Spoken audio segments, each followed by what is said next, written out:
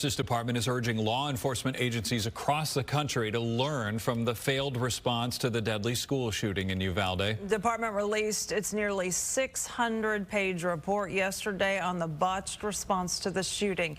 Gunmen killed 19 students and 2 teachers in May of 2022. The report says a lack of leadership among the hundreds of first responders at the scene led to a chaotic situation.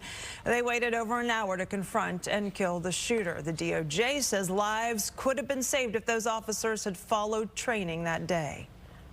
That had the law enforcement agencies followed generally accepted practices in an active shooter situation and gone right after the shooter to stop him, lives would have been saved and people would have survived. The report also found a lack of organization impacted the medical response. For example, a shooting victim who'd already died was taken to the hospital, while injured children who were alive were placed on school buses. After the report was released, family members of the victims urged authorities to move forward with prosecution of some of the police involved. Yeah, Fox 4's Paige Ellenberger here this morning with reaction. Good morning. Hey, good morning. And it was another emotional press conference for those family members as they called on local and state authorities to push forward on criminal charges for at least some of the officers who responded that day. They want officials, specifically Uvalde County's District Attorney Christina Mitchell, to provide accountability for what the Justice Department describes as cascading failures. Mitchell says her office is continuing an independent review. However, she has said very little about it.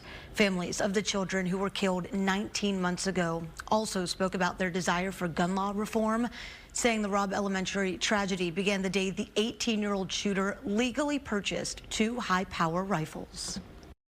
I hope that the failures end today and that local officials do what wasn't done that day.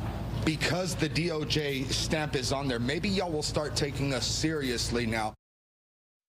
At least 5 officers who responded to the shooting have lost their jobs, including DPS's on-site commander and the now former Uvalde school police chief. We still don't know if anyone will be charged for their lack of effort. Family members renewed their demands for more transparency. A group of news outlets are suing the state, hoping to force the release of its investigative file.